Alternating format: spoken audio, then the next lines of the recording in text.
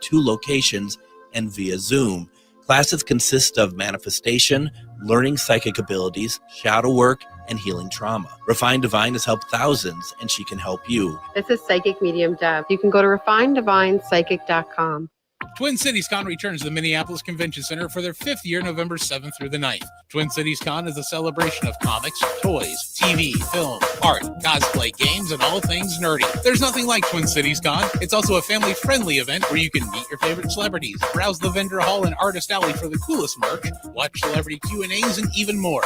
Twin Cities Con is bigger and better than before. Come see from the Star Wars universe Ahmad Best, Rosario Dawson and Giancarlo Esposito, Brendan Fraser, and the cast of The Mummy, WWE Wrestling Hall of Famers Sting and Mick Foley, and the voice actors from the hit Disney series Phineas and Ferb, plus more guests to be announced. 3 days of action-packed fun in the heart of Minneapolis at the Minneapolis Convention Center. Tickets start at $50. Kids tickets are just $10 for the entire weekend. VIP tickets also available, including a 3-day weekend pass, plus some really cool VIP perks. More guests will be announced. Buy your tickets and get more information at TwinCitiesCon.com. With your AM 950 weather, I'm Patrick Lilia. Tonight, clear with a low of 38, then Tuesday, sunshine with a high of 60. Cafe Latte is your one-stop shop for award-winning soup, salads, sandwiches, a pizza and wine bar, and fresh treats from the bakery made daily. Cafe Latte is located in St. Paul on the corner of Grand Avenue and Victoria. Check them out at cafelatte.com. Portions of the following program may be pre-recorded. The views expressed in the opinions given by the individual host, guests, random replay, or true cover may not necessarily reflect those of AM 950 Radio, its affiliates, or its sponsors.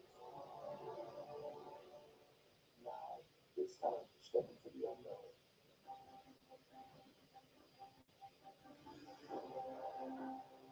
There are things people experience but never talk about. A shadow moving in the dark, flickering of the lights, a disembodied voice. We invite you to talk with us. Share your story, share your experience.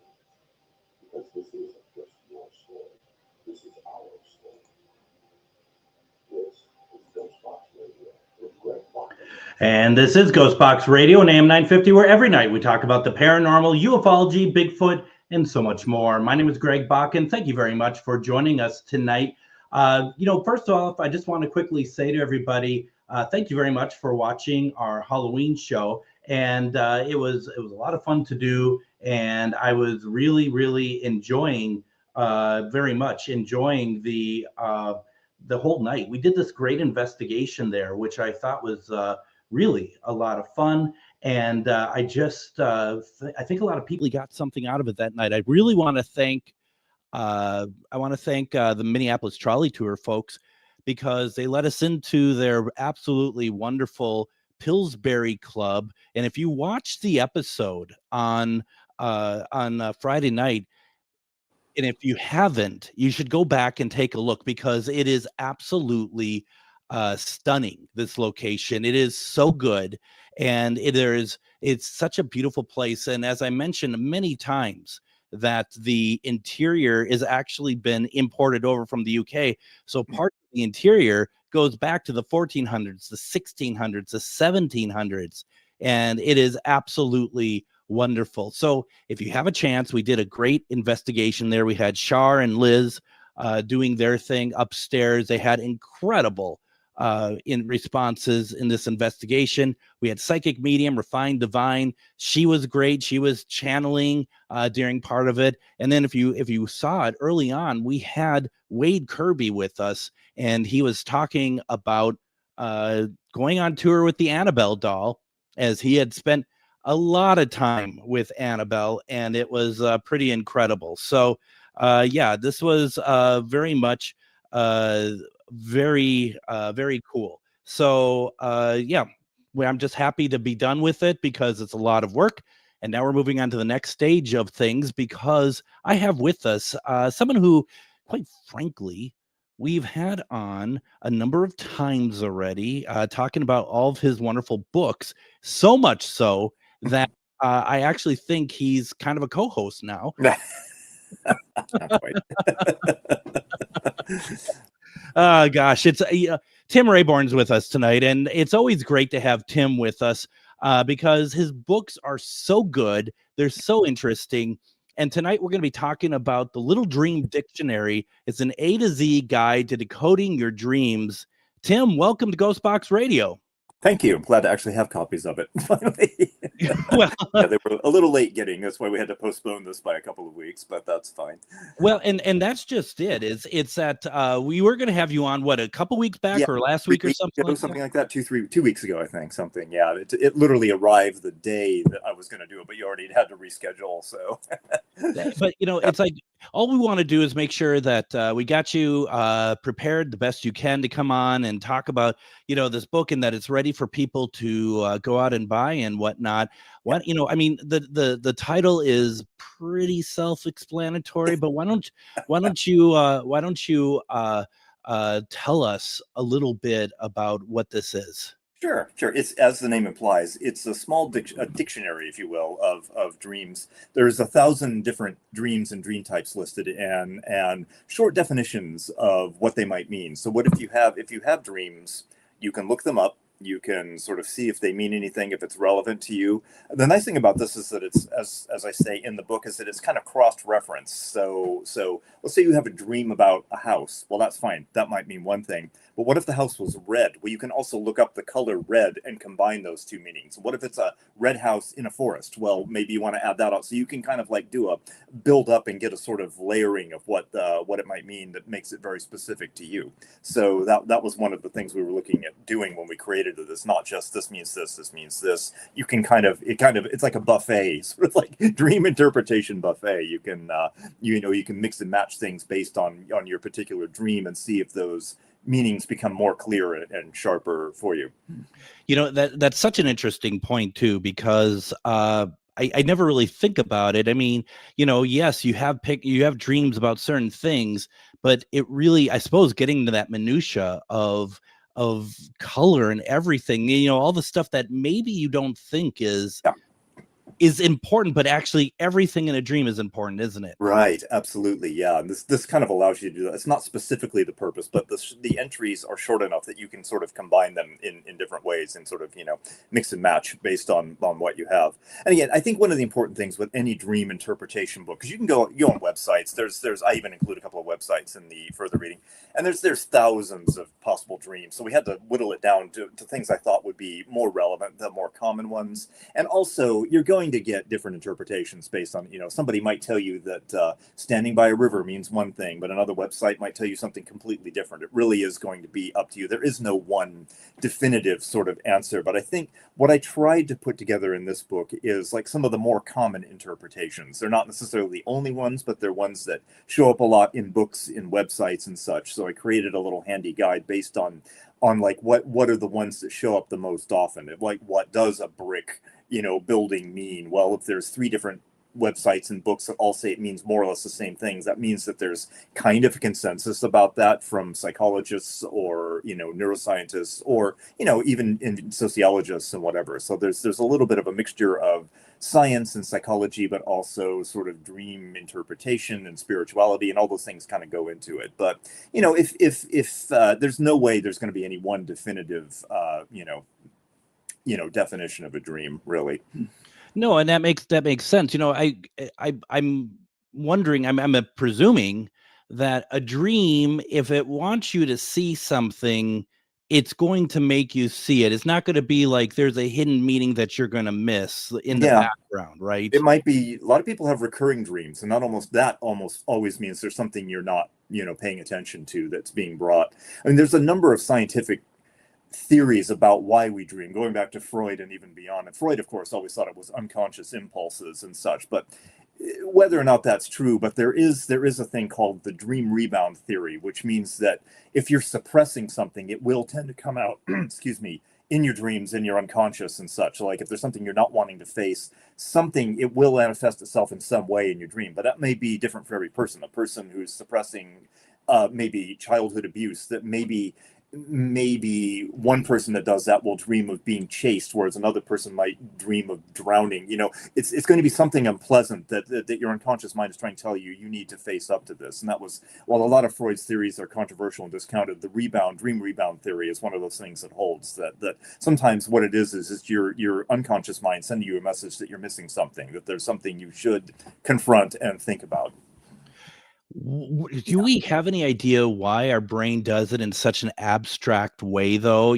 Because it's certainly not the, if you're supposed to, like, if it's something I'm supposed to be doing, it doesn't tell me. It's doing it in form of a brick building in the road. Right. Yeah, okay. Well, I think it's also partly that we're getting in our own way. Like a brick building or a brick wall is saying that we're, because a lot of that is dealing with some symbols, and when you get into the unconscious mind, things don't make a lot of sense. Dreams often are absurd; they don't make a lot of sense. You'll be driving, and then all of a sudden it'll switch to you're walking, and nothing has changed. It's just the car has disappeared. I have that one. That's we're feeling of like riding in something in a car or on a bike, and then the next thing you know, I'm actually walking, and it's just like it's changed. That doesn't make any logical sense, but that's something that we do. So yeah, so there are a number of theories. A lot of them are like neurological. There's a whole bunch of different, like there's what's called the activation synthesis theory, which suggests that dreams are kind of a randomness that appear to the sleeping mind and are brought together in a meaningful way. It's almost like defragging your brain, basically. That's sure. There's the self-organization theory, which is that it's a side effect of your neural activity, which is why a lot of things don't make sense.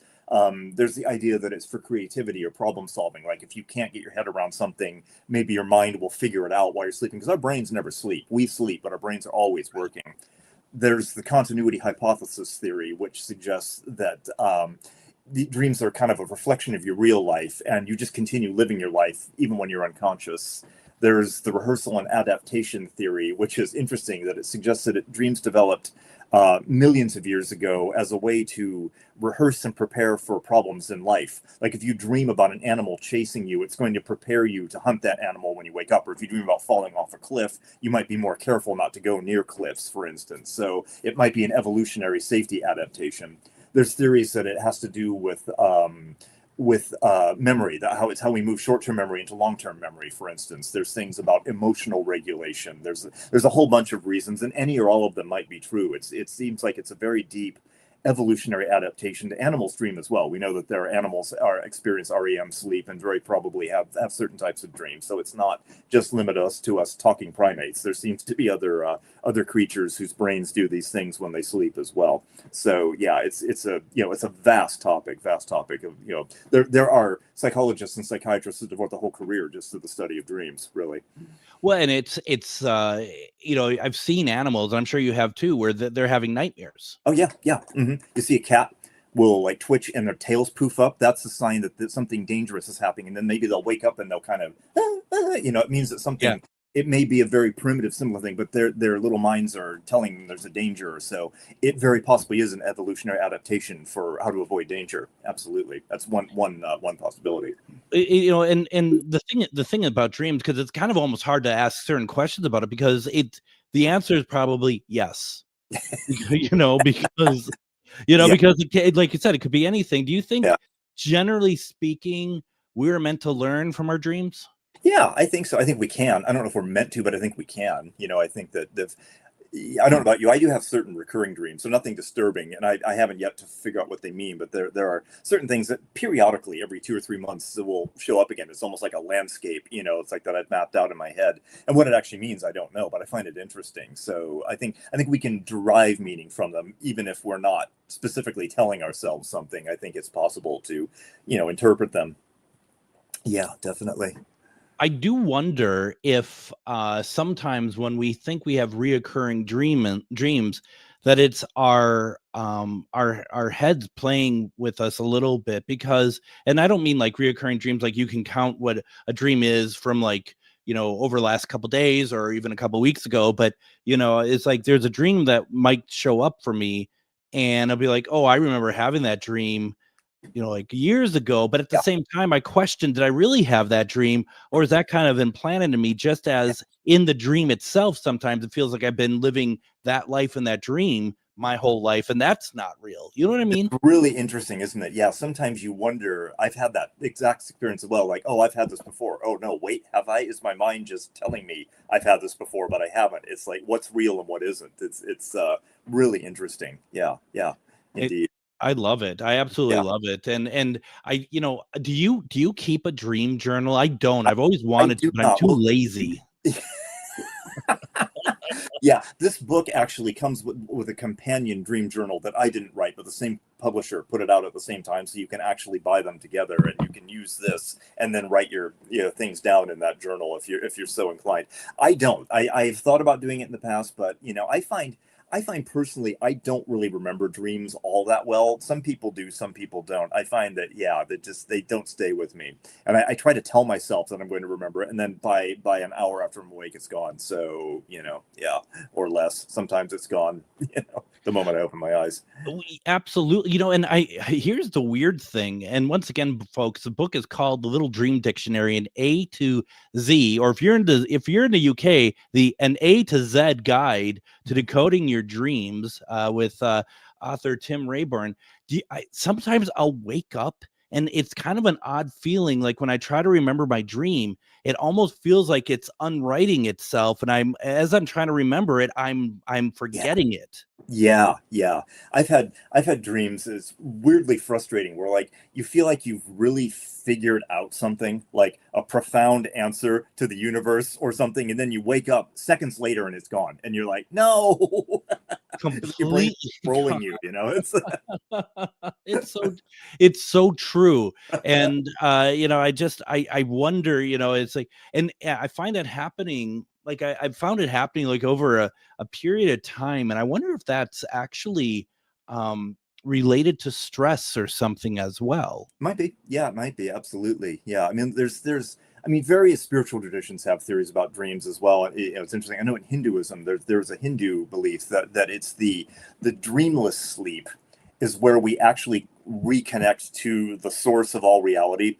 And when we're completely out of it, that's when we actually return back to the one. And that's the goal, obviously, of Hinduism, is to go through all these incarnations and such. But every night for a brief time we actually do experience that, but it has nothing to do with dreams. The dreams are sort of illusions put up in the way to sort of prevent that, but you get through them, and then you actually reconnect to the source every night, which is what keeps us sane.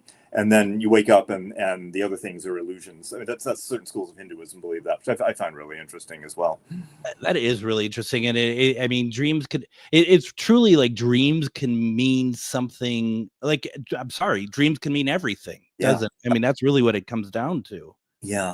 There's theories that some early spiritualities might, like, again, it's only a theory, but that like, primal peoples who like venerate ancestors, one of the ways this may have come about is early dreams of dreaming about someone who had died and believing that they were visiting you again in your sleep. It's like, if somebody that you cared for, your father, your mother, whatever, died, but then you dreamed about them the next night, you might very easily interpret that as meaning that they had come back, their spirit had come back to visit you in your sleep.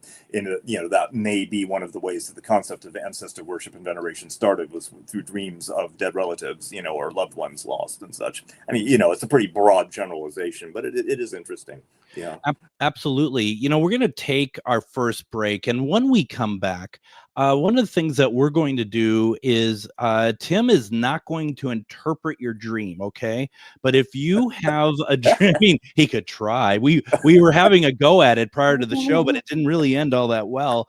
But turn off the lights and put a flashlight under my face and put a hood over my head, and But if you have a reoccurring dream and there's aspects to it that maybe it's in the book, and Tim can look up. Sure.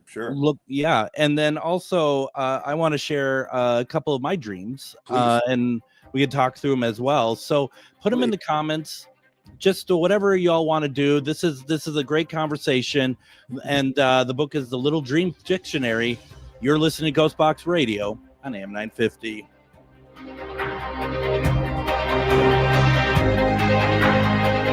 Greg Bakun here. I love historic tours of Minneapolis and seeing everything it has to offer. But if you know me, I like to include a little spooky in my tours, which is why I found the perfect combination. Minneapolis Trolley Tours does this amazing candlelight ghost tour that you have to check out. It's an extremely immersive experience. It's a trolley trip that starts out at a haunted mansion, traveling around Minneapolis locations exposing ghost stories that the public and business owners would rather left untold.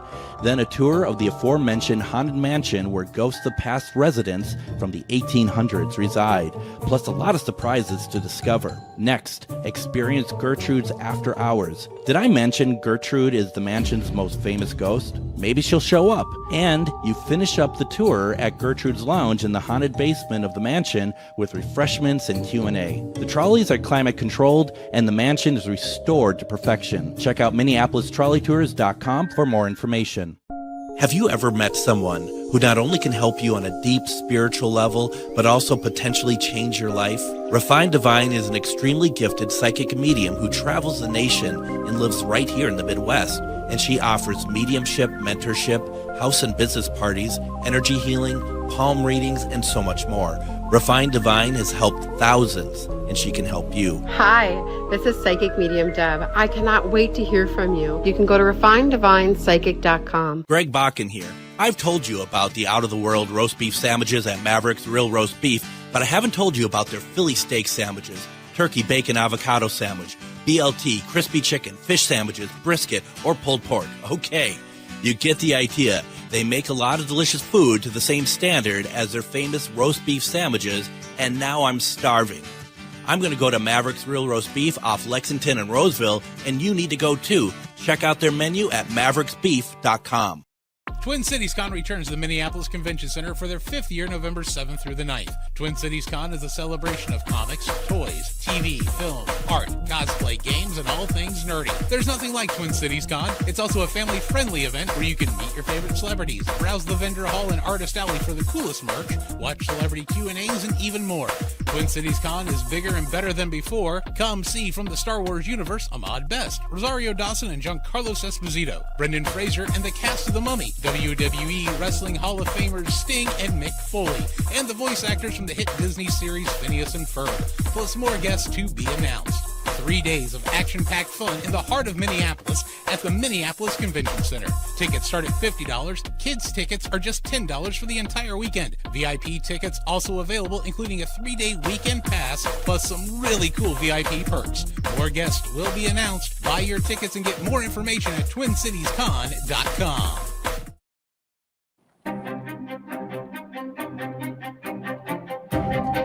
And join me this Wednesday along with Char Savoy over at Billy's in Anoka. It's time once again for Ghost Stories and Beyond. Once again, it's in Billy's in Anoka. The topic this month, and this is a very personal one for us. On November 5th, 2022, a team of investigators conducted a paranormal investigation at the Grant House in Rush City, Minnesota. One of the sessions produced an extraordinary amount of evidence captured through spirit box communication, mediumship, shadow sightings, and even physical spirit interactions, all taking place throughout the Grant House Hotel in a remarkable 18-minute window. It is the most beautiful interaction with spirit this team of paranormal investigators have ever encountered. You guessed correctly, Shar and I are part of that amazing team that night that had been blessed with one of the greatest investigations of our career. Join us as we play the full 18-minute recording and then break it down into its most compelling moments of paranormal activity, lots of EVPs, lots of insight. It's absolutely amazing. And we'd like to share this with you. That's going to be this Wednesday at Billy's in Anoka, starting at 6:30. The cost is $10 to get it in. Food is an extra cost, of course, but burgers are half price. You got to come out and see this. This is truly amazing. It really, once again, explains, for those who don't realize it, that paranormal is not scary. So come on out. I mean, this is a very personal one for us. Also, I want to quickly say I'm going to be at Twin Cities Con this Friday, Saturday, and Sunday. We have a table out there, and I'm also doing a presentation. I'm going to get the time right. I don't exactly remember the time. It's Saturday afternoon. I think it's like 2 or 2:30. It's a lot of fun. A lot of great people are there. You heard the ads for it. Bradley Baker, who plays my favorite character on American Dad, Klaus. He's going to be there. I'm just excited about that. So come on out. If you're going out there, stop by the GhostBox Radio booth. Say hi. Would be happy to talk with you, and hopefully you stop by. My guest tonight is author Tim Rayborn. We are talking about his newest book, Hot Off the Press. Now, that's not what it's called. It's actually called what? Have you ever heard of a book called Hot Off the Press? Would that be great? That would be great. There needs to be one, because then it's It's called the Little Dream Dictionary, an A to Z guide to decoding your dreams. It's available everywhere. Go to your local bookseller and order it. Keep them in business. Or if you're feeling very generous, go over to GhostBox Radio, GhostBox Book Club. There you can go ahead and buy it through the Amazon affiliated link.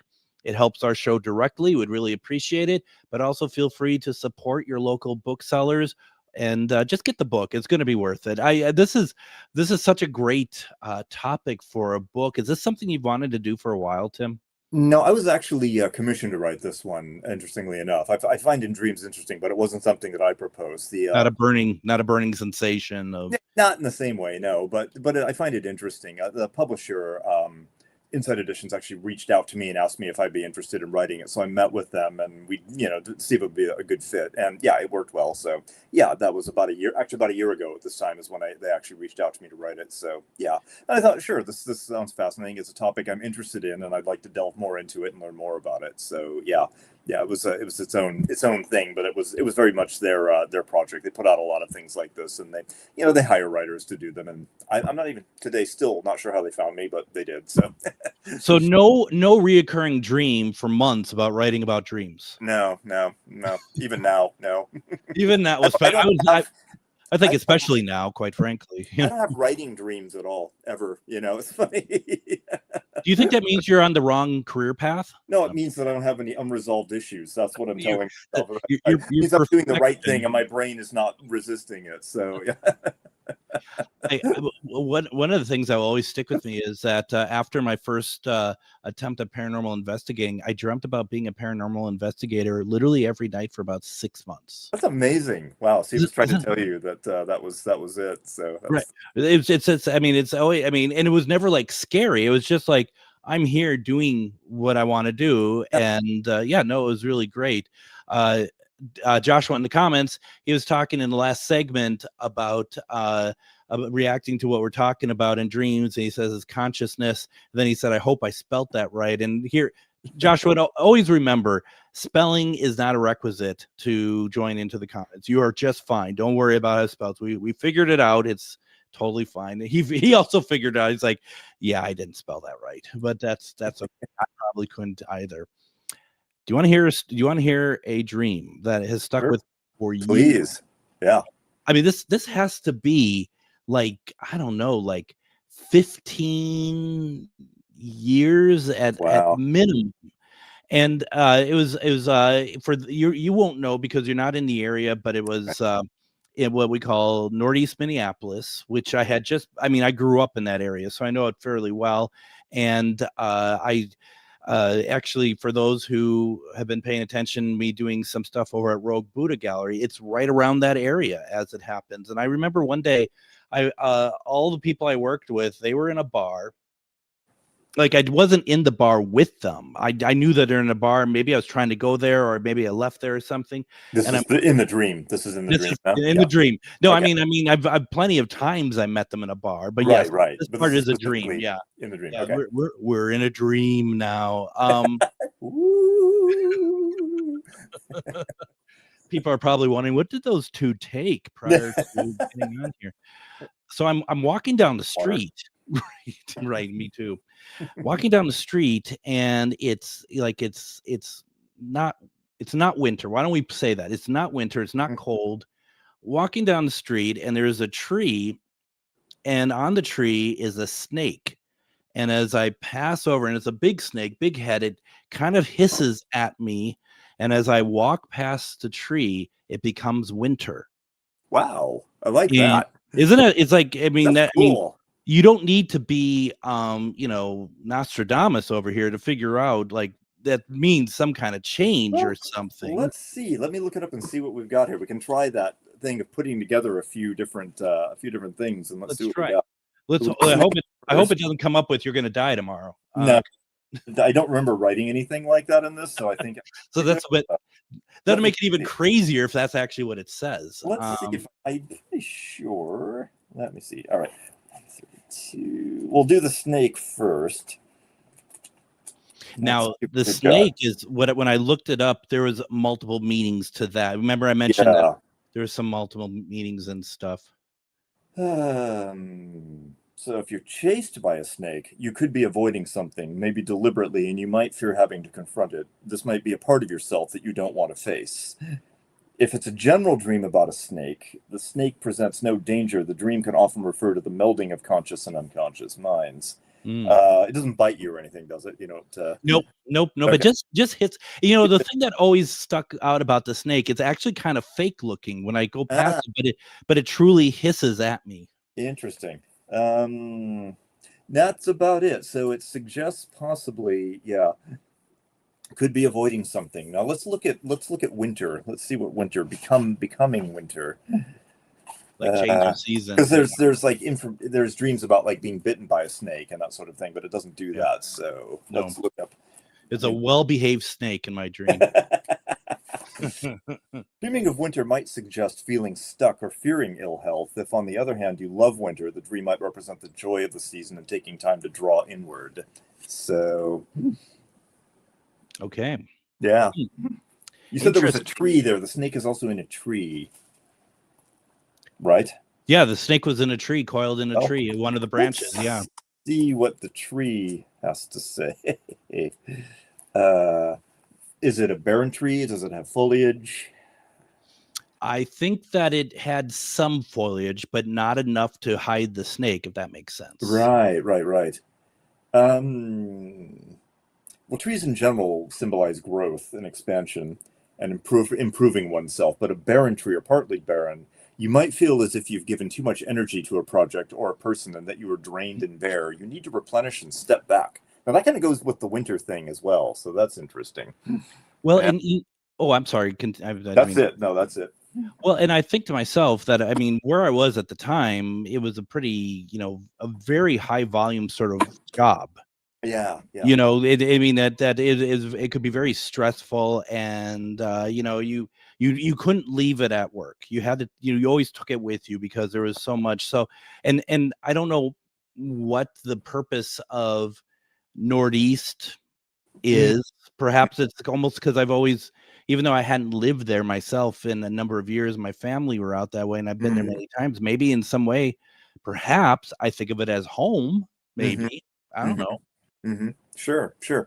And if this job was really stressful, that might be indicating feeling stuck, and maybe the snake is part of that as well. Especially if it looks fake, then that career, that job doesn't feel real to you. It doesn't feel like the real thing. So, Yeah.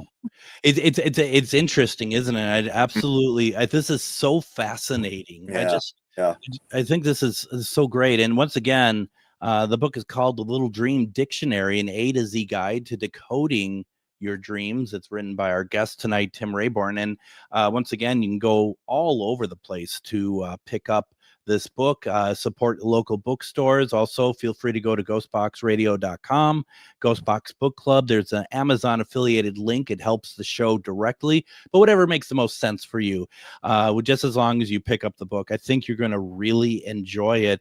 While you were putting this book together, did you have these aha moments with any dreams or anything? Well, you did kind of mention you don't remember a lot of dreams. So I'm really not good at them. I have these frustrating things where I'm sure I'm going to remember them, and then it doesn't. And it probably would make sense to keep some kind of notepad, nearby to jot down things. But a lot of times they just don't stick. One of the more frustrating things, because I'm also a musician, have been for many years, and I will sometimes hear really cool music in my dreams, and I tell myself I'm going to remember it because I'm clearly writing something, and then I wake up and it's gone. I've had that happen on many occasions, and that's kind of it's disappointing. And there's historical precedent for that. There's a number of famous composers that have actually, like, you may know the Devil's Trill by Giuseppe Tartini, who was a famous 18th century Baroque composer, had a dream of the devil sitting at the edge of his bed playing this incredible, violin thing, and he woke up and immediately started writing it down, and it's generally considered his greatest work. It's an absolute virtuosic violin piece. He says that the music he wrote down can't compare with what he actually heard in his dream, but it's like a close approximation. So yeah, I find that really interesting. You're just hoping that you're going to wake up with the song Yesterday or something equivalent, like Paul McCartney, because that's how Paul McCartney says he came up with that song. Yeah. Absolutely. Yeah. It's so funny. These things do happen. It's amazing. Yeah. I mean, what is it? There's poems and other works of literature that have inspired by dreams as well. So it's pretty common actually for artistic types. But yeah, I've had a number of occasions where I know I heard some really cool music, but it just didn't stick with me after I woke up. So yeah. But I do have a recurring dream. I haven't really, it doesn't seem to have it's more like it's a location, and it's like this house that's kind of pale white surrounded by a lot of trees, but it's really long. It's not like your typical White House. It's kind of narrow and just keeps going, and there's multiple layers, kind of not as quirky and weird as like the Winchester Mystery House, but like it's just got extra layers and stuff and trees around it and such. And that shows up about every 4 or 5 months in one of my dreams. It's just a place I happen to frequent, in the dream world. So yeah, nothing really ever happens there, but it's like a backdrop. It's a set. It's like a stage set basically. So yeah. So you just kind of walk around in there and whatnot? Yeah, sometimes, or I just walk by it or whatever. Sometimes I'm on the roof, it doesn't really have a strong sort of, it's interesting. And I have another one where I'm like kind of in an old neighborhood I used to live in that was kind of hilly, but this is way steeper and way more hilly, but it's similar. So the things I remember tend to be like these settings rather than actions, so it's more like, more like empty canvases where things could happen, empty stage sets really. So yeah. Yeah. I thought you were going to say, I have a reoccurring dream of always being a guest on the second-rate radio show. And it's not a dream. This is your waking time. Yes, right. It's not a dream, it's a nightmare. I mean, and that brings up a whole thing too. Nightmares are a whole separate thing. Oh, like, why do we have dreams that scare us? That's like our deep unconscious anxieties and fears come to the fore with that, and you get into things like night terrors, and then you start getting into the lore of people with sleep paralysis, and that's like a whole separate thing that branches out into legends of the incubus and the succubus, and even alien abduction and all that kind of stuff like can come under those things. And a lot of scientists will dismiss those as just like tricks of the brain, but some people say, yeah, but there's external elements to it as well. So is there more than one cause for sleep paralysis? Yeah, that's a very terrifying thing. So yeah, I've had it a couple of times in my life, and it's very unpleasant. So yeah, sleep paralysis. Yeah. Like knowing that you're feeling very unpleasant, but feeling like you can't move, and then I wake up and it's it's really interesting. Yeah. Well, and some people who they go to bed just fine, and they wake up the next day with some kind of device in them. Well, that's different. That's they didn't imagine that. So. Yeah, implants. That's a whole separate thing. But it is interesting that some people that talk about alien abductions do have some of the classic symptoms of sleep paralysis, but then there's all this extra stuff on the outside as well. So, yeah, there you go. It's a great show. So yeah, there's whole things about that as well that are really, really interesting. The word, like even nightmare, for people who are wondering, it actually comes from Middle English. Mara actually meant evil spirit in Old English and Middle English. So a nichtmara is a visitation at night by an evil spirit, and that's nothing to do with a horse. They're the same word, but they're not related. So it doesn't mean a horse is coming galloping up to you, dragging you into whatever. But yeah, nichtmara meant a night spirit. How incredible! Yeah. I mean, this is a whole other topic about words in general and where things come from. And I know that's one of your specialties. Oh, I love it. Yeah, it's great fun. And the idea of like, we just say the word nightmare, but we know what it means. But not very many of us have ever really thought about where it came from. It's interesting. It shows that people then had nightmares as well. So like, this is something we've been doing. Absolutely. It's like a product of the modern world. People have been having bad dreams. The Romans and the Greeks were very much interested in dreams, and there were like whole classes of priests that devoted their lives to dream interpretation. So it's like it was taken very, very seriously. So yeah, dreams of bad omens and death and dreaming of your own death. I had a dream of my own death once. That was very unsettling. So it is interesting. Yeah. I need to take a break, but I got to tell you real fast. So did I. Interesting. And it was I had a dream. I was going that I was outside a restaurant that's now been torn down. It was a great. It was a real fixture of Minneapolis called Nye's, and I rarely ever go there. And I had a dream that I was gunned down in front of Nye's, and it was very unsettling. But I don't ever go there, so I don't really worry about it. Yeah. But that day, we're going to a funeral with a friend, and she's like, you know what? When we're done with the funeral, we're not too far from it. Let's go to Nye's for lunch. Isn't that amazing? I mean, it might have been your brain linking. Yeah, I don't know. That's interesting. Yeah, wow. I was going to say, if you knew you were going there ahead of time, but you didn't know you were going. That's yeah. Oh, we'll chat more. We can talk about prophetic dreams when we come back, because I found those really interesting. So yeah, absolutely. My co-host is setting us off into break. I love it. That's what it's all about. That's go to a break. That's what co-hosts do. All right, we're talking about the Little Dream Dictionary with author Tim Rayborn. We're gonna take a break. Come back. If you have any questions, please let Tim know. This is so fascinating. You're listening to GhostBox Radio on AM 950.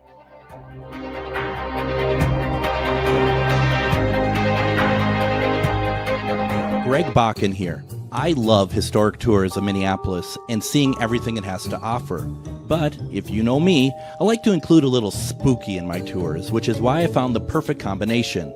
Minneapolis Trolley Tours does this amazing candlelight ghost tour that you have to check out. It's an extremely immersive experience. It's a trolley trip that starts out at a haunted mansion, traveling around Minneapolis locations exposing ghost stories that the public and business owners would rather left untold. Then a tour of the aforementioned haunted mansion where ghosts of past residents from the 1800s reside, plus a lot of surprises to discover. Next, experience Gertrude's After Hours. Did I mention Gertrude is the mansion's most famous ghost? Maybe she'll show up. And you finish up the tour at Gertrude's Lounge in the haunted basement of the mansion with refreshments and Q&A. The trolleys are climate controlled and the mansion is restored to perfection. Check out MinneapolisTrolleyTours.com for more information. Have you ever met someone who not only can help you on a deep spiritual level, but also potentially change your life? Refined Divine is an extremely gifted psychic medium who travels the nation and lives right here in the Midwest. And she offers mediumship, mentorship, house and business parties, energy healing, palm readings, and so much more. Refined Divine has helped thousands, and she can help you. Hi, this is Psychic Medium Deb. I cannot wait to hear from you. You can go to refineddivinepsychic.com. Greg Bakun here. I've told you about the out-of-the-world roast beef sandwiches at Maverick's Real Roast Beef, but I haven't told you about their Philly steak sandwiches, turkey, bacon, avocado sandwich, BLT, crispy chicken, fish sandwiches, brisket, or pulled pork. Okay, you get the idea. They make a lot of delicious food to the same standard as their famous roast beef sandwiches, and now I'm starving. I'm going to go to Maverick's Real Roast Beef off Lexington and Roseville, and you need to go too. Check out their menu at mavericksbeef.com. Twin Cities Con returns to the Minneapolis Convention Center for their 5th year, November 7th through the 9th. Twin Cities Con is a celebration of comics, toys, TV, film, art, cosplay, games, and all things nerdy. There's nothing like Twin Cities Con. It's also a family-friendly event where you can meet your favorite celebrities, browse the vendor hall and artist alley for the coolest merch, watch celebrity Q&As, and even more. Twin Cities Con is bigger and better than before. Come see from the Star Wars universe Ahmad Best, Rosario Dawson and Giancarlo Esposito, Brendan Fraser, and the cast of The Mummy, WWE Wrestling Hall of Famers Sting and Mick Foley, and the voice actors from the hit Disney series Phineas and Ferb, plus more guests to be announced. 3 days of action-packed fun in the heart of Minneapolis at the Minneapolis Convention Center. Tickets start at $50. Kids tickets are just $10 for the entire weekend. VIP tickets also available, including a 3-day weekend pass, plus some really cool VIP perks. More guests will be announced. Buy your tickets and get more information at TwinCitiesCon.com.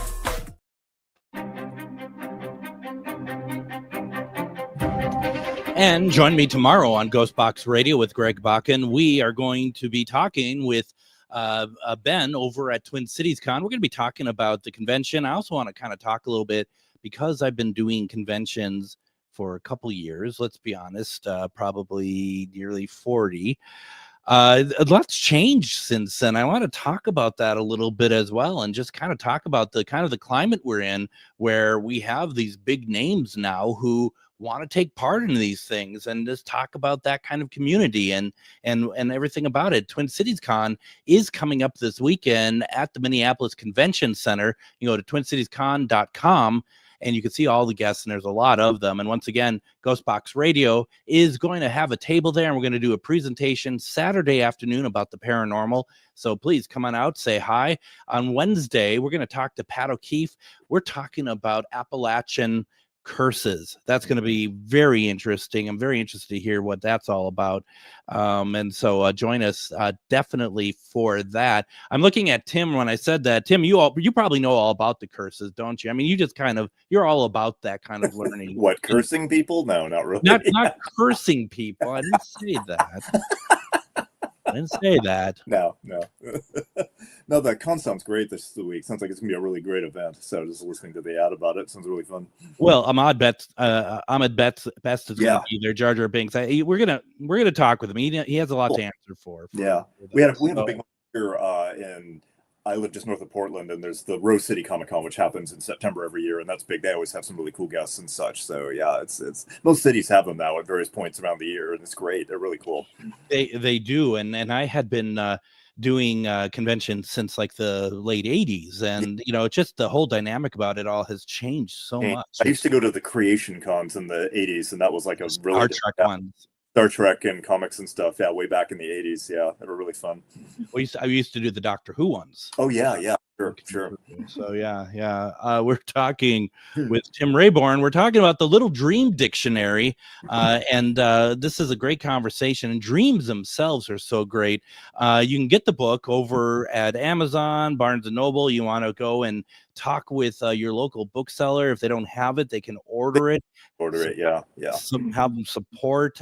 Otherwise, you can, if you're feeling generous to GhostBox Radio tonight, please go over to ghostboxradio.com, GhostBox Book Club. There's an Amazon affiliated link, and you can certainly pick it up there. It helps us directly as well. Whatever works for you, though, as long as you get the book, that's all I care about.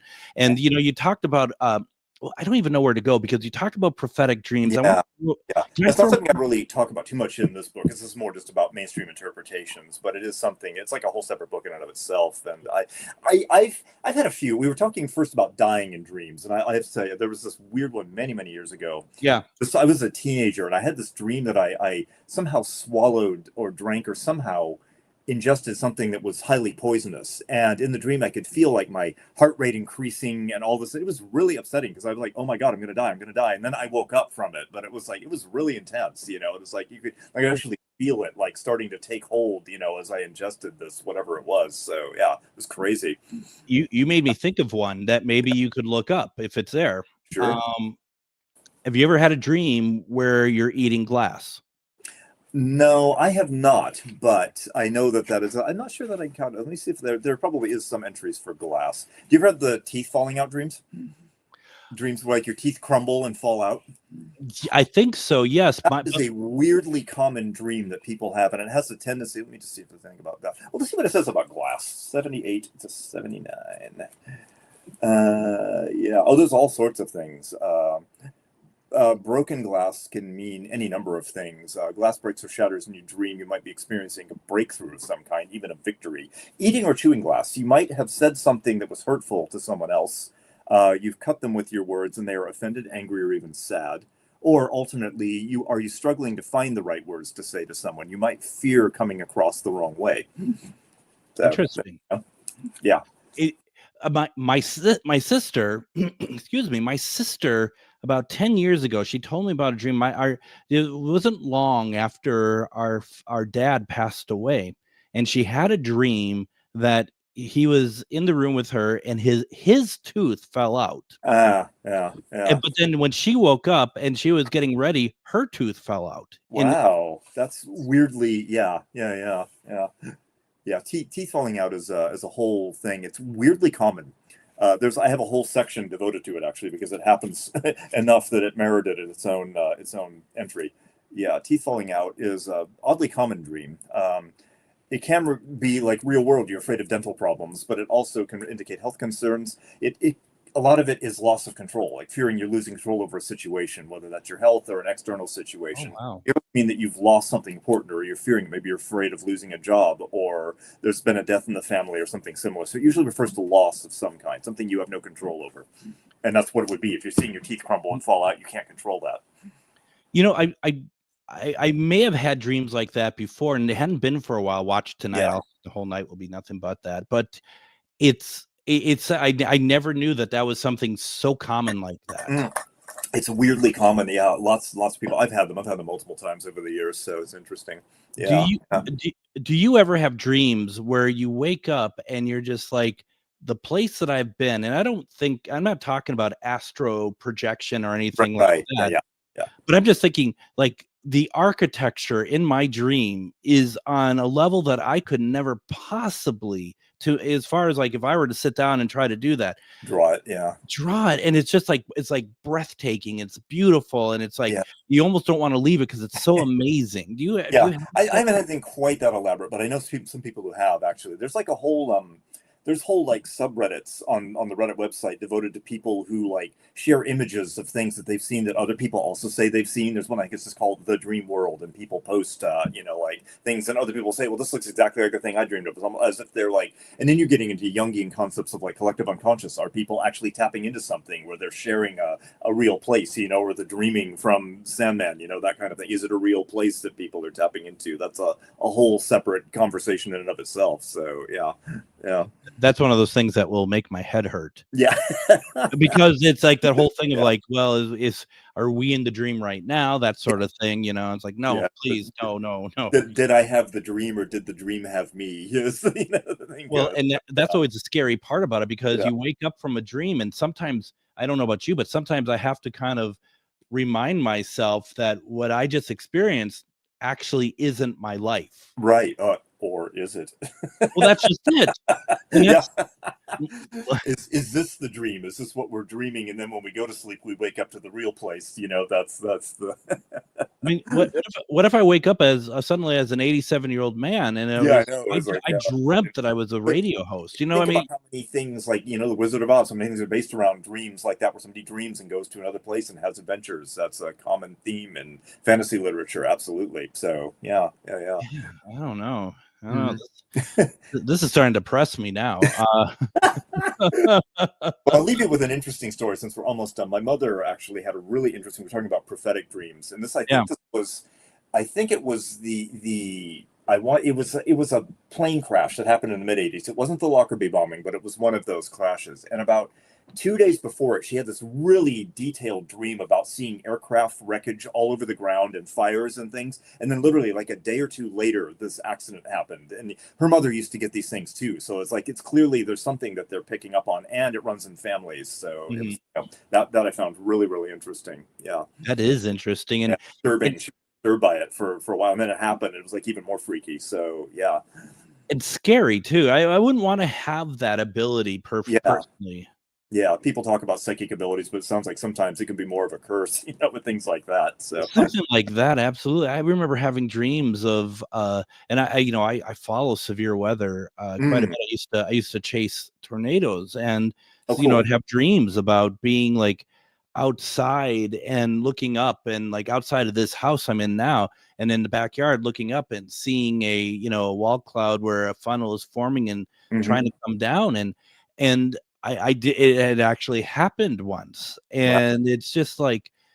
Did you end up with a bunch of short people in a house with like shoes sticking out from underneath it? Because that's that's the important thing.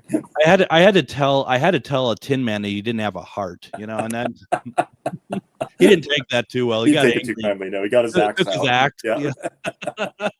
It's another dream death. The Tin Man chopped your head off. So, right. Yeah, it was fun. Coincidentally, that was the day I decided to stop the shrooms, but you know what I mean? Yeah. No, it's funny. Yeah, I had a dream that I won the lottery once, like a 6-digit lottery, and I remembered all of the numbers. And I played them every week for a couple of years, and nothing happened. So there you go. I don't blame you, though. I would do exactly the same. One week I didn't, and 4 of them came up. So I would have won maybe $70, $80. So, you know, that was fate sort of like just tweaking my nose there. So well, then, you know, is that where we get into the conspiracy of, well, the lottery people are now beaming stuff into your brain to get you to play every week, and there's hats you can wear to stop that from happening. So I always tell people when I do presentations, like, I forgot the tinfoil hats for you to wear while we talk, you know, just because it's safer. It's needed. It's safer. It really is. Now, what book are you coming out with next week? I mean, you seem to be coming out with next week. Nothing more this year. Next year, I've got a few things coming out. So I've got a book on it'll be out in March, April. So I'd love to come and talk about it. It's going to be on the sort of strange, bizarre history of food and drink throughout human history. Ooh. Like weird stories about weird foods and people who died from strange food poisonings and all sorts of things like that. So it's going to be really demented and dark. That'll be out March, April, I think. So yeah, that'll be fun. As it happens, I'm starting a food show. Oh, wow. Next year. So maybe get you on for that. And I would love to do that. That'd be great. Yeah. It's kind of interesting side. Just finishing it up now. I think it's supposed to be out in March, April, something like that. So yeah. And then I've got, I wrote for the same company, I wrote a Star Wars tie-in, which I'm very proud of. Speaking of things, that's going to be fun. So that's coming out in like April, May, tying in with the new Mandalorian film coming out next year. So that'll be really cool. Yeah, and then I've got a history book and another novel coming out. So it's a busy year. So yeah, you have 1 or 2 things going on. That's for sure. Yeah, I mean, good for you. I'm very happy. I hope it's always. I hope it's successful. Once again, folks.